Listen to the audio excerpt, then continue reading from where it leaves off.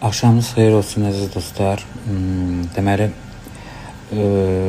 hal-hazırda Bakıda deyiləm. İndi yəni imkan olub ki, istoriya çəkim və bir məsələyə aydınlıq gətirim. Çünki Vəfa Şərifova və Afət Fərmanqızı qalmaqalında adım şahid qismində hallanır. Hallandığına görə də mən özümə borc bildim ki, sizə bir istoriya çəkim və olanları, orada baş verənləri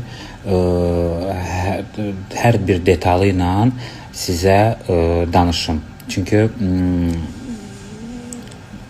düşünməsinlər ki, yəni çünki adım çəkilir. Yəni demək bu o deməkdir ki, yəni məndən cavab gözləyirlər ki, yəni mən danışım və orada baş verənlərin izahını verim sizə.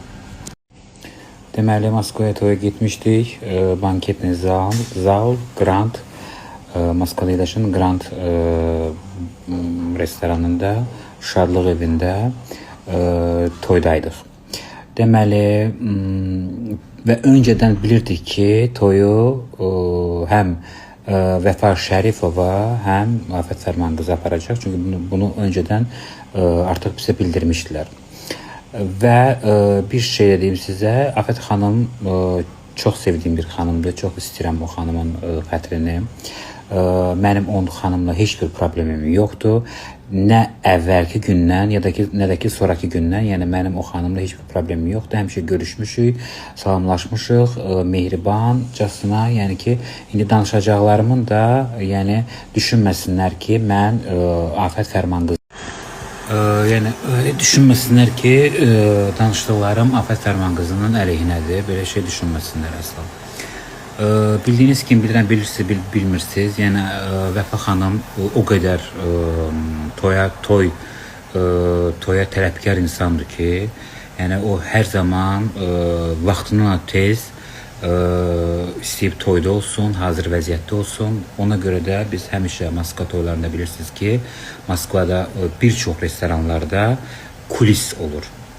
Bu kulisdə isə müğənnini makyaj ustası gəlir, bəzəyir, paltar ütülənir, paltar veşilkadan hazır vəziyyətdə asılır, otağa yemək gəlir. Yəni bu kulisdir, bildiyimiz kulis. Burada müğənni hazırlaşmalıdır. Ona görə də Vəfa xanım hər zaman toylarda, Moskva toylarında saat 3-də məsəl üçün 4-də həmin gündə deməli saat 3-də biz Grand restoranının banketli restoran, Moskvada yerləşən restoranın kulisinə gəldik, daxil olduq. Nazilə Mehdiyeva başladı Vəfa xanımı bəzəməyə. Yəni otaqda çox pozitiv vəziyyətdə deyirdik, gülürdük. Yəni heç bir problem də yox idi ki, Vəfa xanımın nastroyenisi pozulsun ki, bu toyda Afət xanım da var. Heç bir şəkildə belə bir şey yox idi. Vəfa xanım çox pozitiv şəkildə toya hazırlaşırdı. Sadəcə olaraq mən də indi otaqda kulisdir. Nəsə istəyir, çay istəyir, su istəyir, onu istəyir, bu istəyir, girib çıxıram da. Yəni bildiyiniz kimi. Yəni bütün günü kulisdə oturası deyiləm ki. Çıxanda yəni foyedə mən Afət Fərmanqızı ilə rastlaşdım. Öpüşdük, görüşdük, söhbət elədik. Daha qayıtma dedim ki, çox qəşəngləşmisiniz. Dedi ki, bəzi prosedurlar eləmişəm üzümə, ona görə deyək. Və məndən soruşdu ki, Vəfa hardadır? Dedim, otaqda, kulisdə hazırlaşır. Qayıtım mənə dedi ki, hazırlaşandan sonra gəlsin zala. Çünki biz toya gəlmişik, bizim bu küsülü münasibətimizin toyçuların heç birinə aidiyyatı yoxdur. Gəlsin, otursun, yəni normal şəkildə toyumuzu idarə edək. Mən saat 10-da, 10-suzda çıxacağım, başqa şəhərə getməliyəm. Dedim mən Afət xanıma ki, hələ toy başlamayıb, indidən yəni niyə gəlsin ora, hələ hazırlaşır. Yəni doğrudan da Nazilə xanım elə makyaj edirdi. Və başqa söhbətlər elədik, özümüz üçün dedik, güldük, ora-bura. Və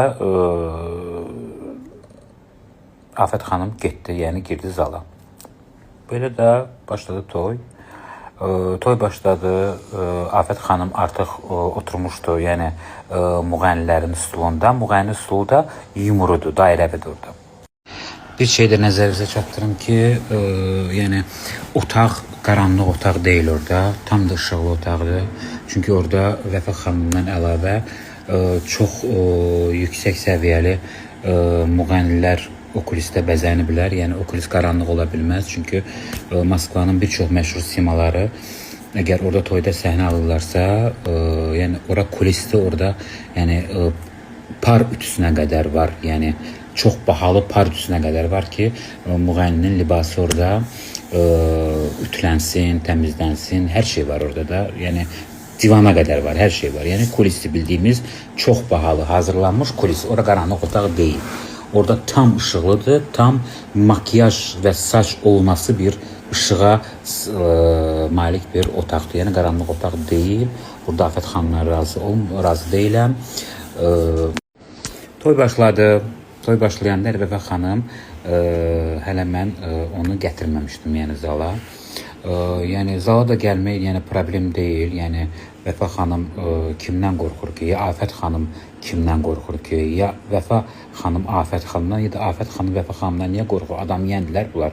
İkisi də Azərbaycanlı xanımdır, ikisi də sevilən xanımdır. Çünki o toyda da hər ikisini sevirdilər. Hər ikisi üçün çoxlu yəni o qədər sevirdilər ki, hər ikisini. Yəni o qədər onlara yəni şabaş verirdilər ki, hər ikisinə. Yəni bilinirdi ki, adi bir uşaq da belə baxsaydı, deyəcəkdi ki, yəni bu toyçular, yəni orada olan 500 nəfərin, bir 400 nəfərinin ürəyindən yağ kimi yayılıb ki, orada həm Vəfa xanım iştirak eləyir, həm də Afət xanım iştirak eləyir. Çünki hər ikisini orada çox sevirdilər. Yəni bu toy elə bir toydu. Bakıdan bir jurnalist mənə yığdı, xahiş elədi ki, Vəfa xanımla Afət xanımın bir yerdə görüntüsünü mənə göndər. Mən də çəkdim onları stulda, yəni müğənni stulda oturmaqlarını çəkdim. Yəni hər ikisi də düzdür, bir-birlərinin üzbəyiz düşmüşdülər. Amma Afət xanım bir ayrı bir başda oturmuşdu, Vəfa xanım da bir başda oturmuşdu, amma dairə bir stuldu. Toy başladı ora-bura, sonra Vəfa xanım çay içirdi. Afət xanım bir xanımla yaxınlaşdı. Xanımın adını unuda bilərəm. Nəsə xanım deyirdi ki, barışın, eləyin, ora-bura. Bir onu eşitdim ki, Vəfa xanım Afət xanıma deyir ki, çıx get buradan. Başının üstüne dayanma. Və yəni amma Afət xanım elə tərzdə yaxınlaşdı ki, Vəfa xanıma, həmin xanımla, yəni ki, heç nə olmamış kimi, yəni elə illərdir bunlar hər iki xanım bir-biri ilə rəfiqi olan xanımdır. O münasibətdə yaxınlaşdı Vəfa xanıma. Amma Vəfa xanım çox əsəbi idi, dəhşət əsəbi idi. Yəni o qədər əsəbi idi ki, yəni qabağında olan qaynar çay belə yəni əli ilə belə itələdi, çay yəni dağıldı. Stolun üstündə çox əsəbi idi. Nəsə deyirlər bir-birlərinin qulağına, bilmirəm. Amma Afət xanım Vəfa xanımla barışıq üçün yaxınlaşmışdı. Amma Vəfa xanım yəni çox aqressiv idi.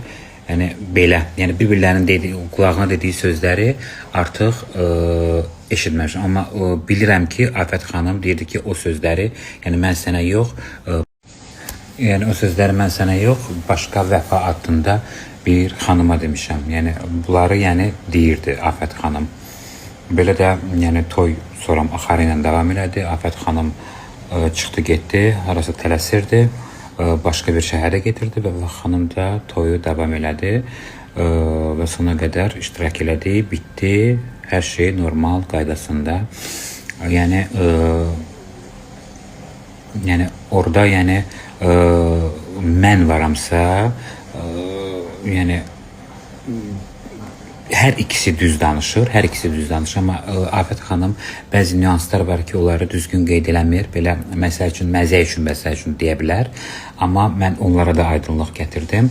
Yəni orada Vəfa xanım oturmuşdu, ona yaxınlaşan Afət xanım barışıq məqsədi ilə ona yaxınlaşmışdı. Çünki Afət xanım mənlə çox normal danışırdı foyedə.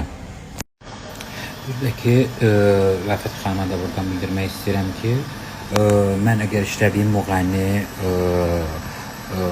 kimlənsə küsürsə, kimlənsə incelidirsə, mən həyatı boyu öz müğənnimə görə həmin müğənni ilə münasibətimi korlamaram. Çünki mən Vəfa xanımı tanımamışdım. Öncə Afət xanım sizi tanımışam.